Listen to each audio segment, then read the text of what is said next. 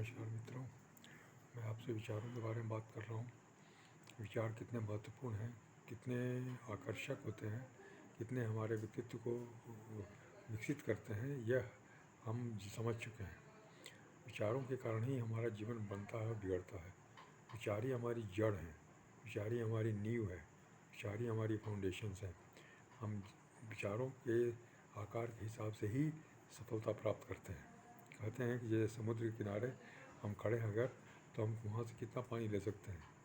जितना बड़ा हमारा पात्र होगा, जितना बड़ा हमारा बर्तन होगा, उतना ही हम पानी ले सकते हैं। उससे अधिक हम पानी नहीं ले सकते हैं। उसी प्रकार से जीवन की में बहुत सारी संभावनाएं हैं, सफलता की संभावनाएं हैं। तो हम कितनी सफलता ग्रहण कर सकते हैं। जितनी बड़ी हमारी सोच होगी, जितना बड़ा हमारा विचार होगा, वही उस सफलता को डिफाइन करेगा। इसलिए हमें अपने विचारों को बढ़ाना है। और सबसे अच्छी बात है कि विचारों को हम एक्सपेंड कर सकते हैं। जितना चाहें हम एक्सपेंड कर सकते हैं, ऊंचा ले जा सकते हैं। वो एक्सपेंडेबल है इंसान के लिए, आदमी के लिए, जानवर के लिए, दूसरे जीव जंतुओं के लिए विचार बिल्कुल सीमित है, बिल्कुल संकुचित है। लेकिन आदमी के लिए विचार बहुत ही एक्सपेंडेबल है, बहुत ज़्यादा विस्तृत होने वाला है। इसलिए हमें उसका फ़ायदा लेना चाहिए। हमें अपने विचारों को जितना विस्तृत हम बनाएंगे, उतनी बड़ी सफलताएं मिलेंगी हमें, उतनी बड़ी हमें पद मिलेगा, उतनी बड़ी हमें जीवन का लाभ मिलेगा। यह हमारे लिए बहुत आवश्यक है। और इस बात को हमें दूसरों को भी बताना है, दूसरों को भी समझाना है, ताकि वे भी अपने लिए सफलता का बड़ा मानदंड तय करें और उसके हिसाब से अपने विचारों को बनाएं। विचारों के लिए सबसे बड़ी अधिक संगत की ज़रूरत होती है। हम जो भी संगत में रहते हैं, उसे ही विचार हमारे बनते हैं। जैसे बोलते हैं खरबूजे को देख कर रंग बदलता है, उसी तरह से हम जिनके संगत में रहते हैं, उसी संगत से हम प्रभावित हो जाते हैं, उनके विचारों से हम प्रभावित होते हैं और हमारे विचार भी वैसे ही बनने लगते हैं। भले ही वो हमारे परिवार के लोग हों, पड़ोसी हों या आसपास के लोग हैं, जो भी हमारे आसपास हैं, उनके विचारों से हम प्रभावित होते हैं और उसी तरह का जीवन हमारा बन जाता है। इसीलिए हमें हमेशा अपने संगत पर ध्यान देना है, विचार करना है कि किस तरह का संगत हम हमारे पास है और किस तरह की संगत में हमको रहना चाहिए। जैसे बच्चों को हम समझाते हैं कि अच्छी संगत में रहो, अच्छे बच्चों की संगत में रहो, जो बच्चे अच्छे नंबर ला रहे हैं उनके साथ रहो, तो तुम्हें भी अच्छे नंबर आएंगे। उसी तरह से हमें भी अपने लिए यह मानदंड स्थापित करना होगा कि हम सफल लोगों के साथ रहें, हम महत्वपूर्ण लोगों के साथ रहें, हम बहुत ही बड़े विचार वालों के साथ रहें, ताकि हमारे विचार ही बड़े हों, हमारा व्यक्तित्व बड़ा हो सके। इसके लिए हमें उन्हें खोजने की आवश्यकता नहीं, बल्कि पुस्तकों में वो मिल जाएंगे। पुस्तकें जो मार्केट में अवेलेबल हैं, हमारे मोबाइल में अवेलेबल हैं, उन पुस्तकों के माध्यम से हम उनके संपर्क में रह सकते हैं।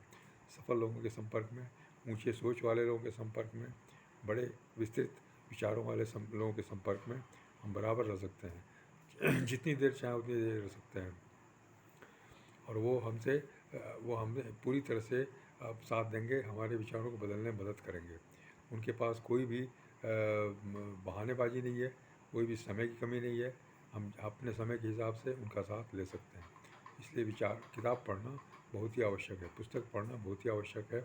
उत्प्रेरक पुस्तकें, ऊँचे विचारों वाले पुस्तकें हमेशा हमें पढ़नी चाहिए, ताकि हमारा दिमाग हमेशा चार्ज रहे, हमेशा मैग्नेटाइज होता जाए, सारे विचार हमारे श्रेणीबद्ध हो जाएं, पंक्तिबद्ध हो जाएं, ताकि हम मैग्नेट हो जाएं। मैग्नेट और साधारण लोहा में क्या फ़र्क है?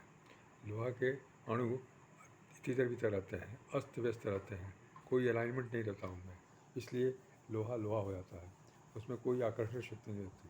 लेकिन वही अणु और परमाणु अगर उसके सेट हो जाएं, एक लाइन में हो जाएं, एक तरह से श्रेणीबद्ध हो जाएं, तो वही लोहा जो है वो चुंबक हो जाता है, वो दूसरों को आकर्षित करता है और अपने से 12 गुना बड़े वजन के लोहे के टुकड़े को उठा लेता है, उसे ही मैग्नेट बना देता है।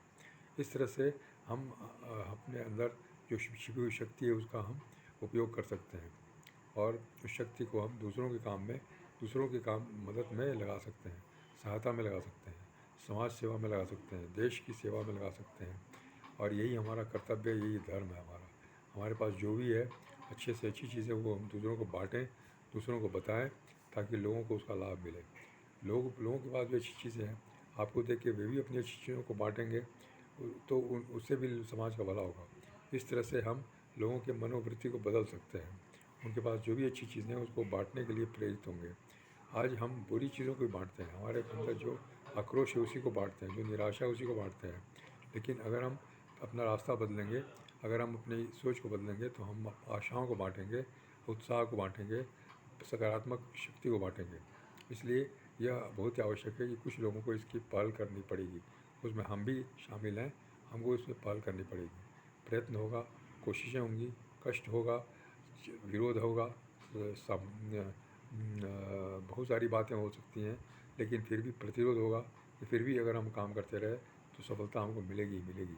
बहुत सारे लोग हमारे साथ आ सकते हैं और वो भी इस काम को करेंगे। अंततः समाज बदलेगा, समाज बदलने की प्रक्रिया शुरू हो जाएगी। धन्यवाद, नमस्कार।